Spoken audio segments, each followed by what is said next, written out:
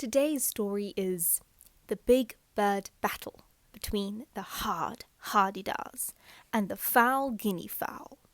Written by Megan Furness, illustrated by Tanya Dunstan, published by Penguin Random House.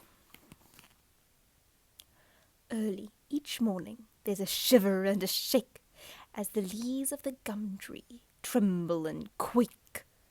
They bounce and they wiggle on this most massive tree.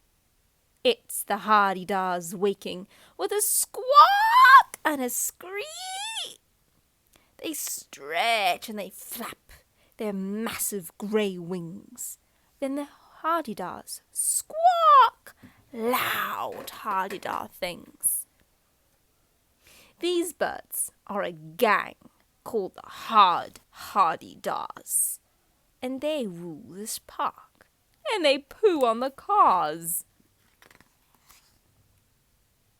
They dig with their beaks and eat all the worms. It is the Hardy-Dars' rules on the Hardy-Dars' terms. They chase all the dogs, and the dogs are amazed by these dive-bombing birds, and their hackles get raised. Their wild nests are messy, and their cries are so rude. Once an old lady wept and said, "I know I'm a prude." But these Hardy-Dars are like thugs. They're like scullies. Look, they're chasing the children who have dropped their ice lollies.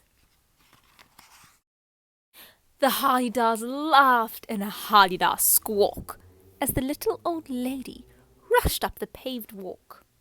When she got to her car, she saw her windscreen was covered in Hardy-Dar poo of light green. She shouted out loud, "I'm not coming back till you gangsters are gone and you cut me some slack." Then the Hardy-Dars laughed in a Hardy-Dar way, and they flapped their grey wings, and she said, "Go! Please don't stay." Then, from inside the park, came a new, awful sound. It was louder and ruder and close to the ground. Some bushes were rustled, and twigs and dirt flew, and tiny heads showed they were all red and blue.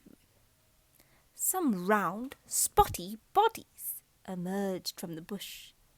They were chasing each other in a mad, frenzied rush, with their rugby ball bodies and their loud, angry cries. The guinea fowl gang were the latest surprise. Their leader, called Philip, is terribly brash. This bird's claim to fame is he has caused a car crash. Now the foul guinea fowl hate the Hardy-Dar birds, and the Hard-Hardy-Dars call the guinea fowl nerds. Those Hard-Hardy-Dars have a gang boss in charge. He's very scary. They all call him Sarge. His beak is enormous. His birdy eyes black. With his terrible squawk, he keeps them on track. The Hard-Hardy-Dars and the foul guinea fowl keep to themselves with a look and a scowl. But this day was all different. Since the old lady had fled, the Hard-Hardy-Dars were now seeing red. Main Hardy-Dar, Sarge, called his gang to his side and barked at the Hardy-Dars.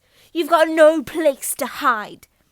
We're sick of your noise, your bad habits and mess. You foul guinea fowl do not impress."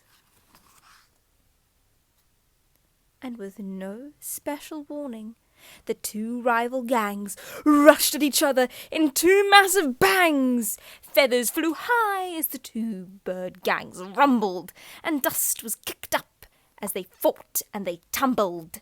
They pushed and they shoved, and they picked and they tore, and none of them stopped.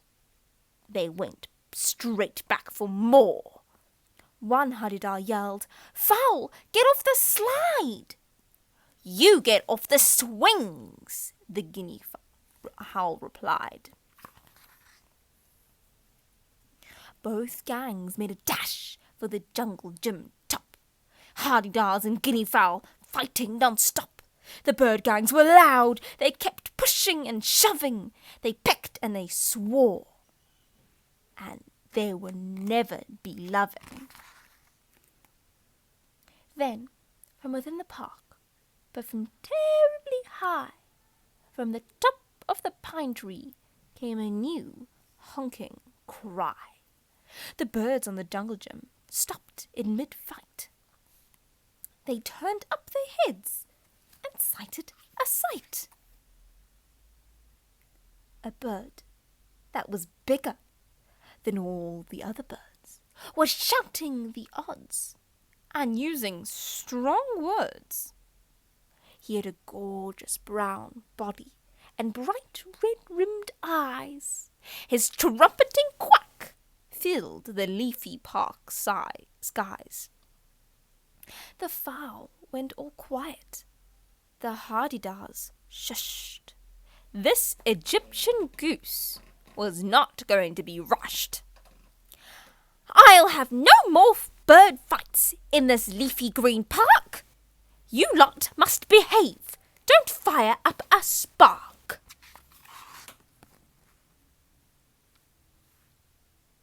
"I need peace and quiet.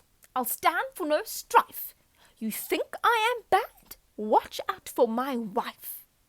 With a crash and a snap, a second goose landed on the branch in the pine tree, and then she grandstanded.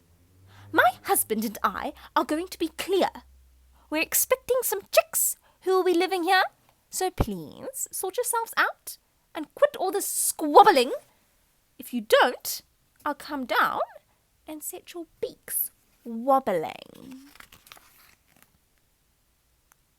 The fowl guinea fowl were the first to go. They scattered and fled without making a show. Then the Hadidars spread their feathery wings and took to the sky with loud Hadida rings. For the first time that day, there was peace and quiet.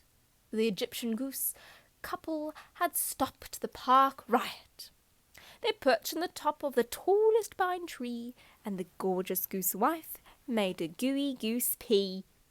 As the sun started sinking behind the pine trees, the Egyptian goose husband gave an Egyptian goose sneeze. As the geese settled into their bed for the night, both birds looked back on that day's noisy fight. Then both birds got closer. Both gave a goose yawn and tucked their goose heads under their wings until dawn. The end. Sleep tight and don't let the bed bugs bite.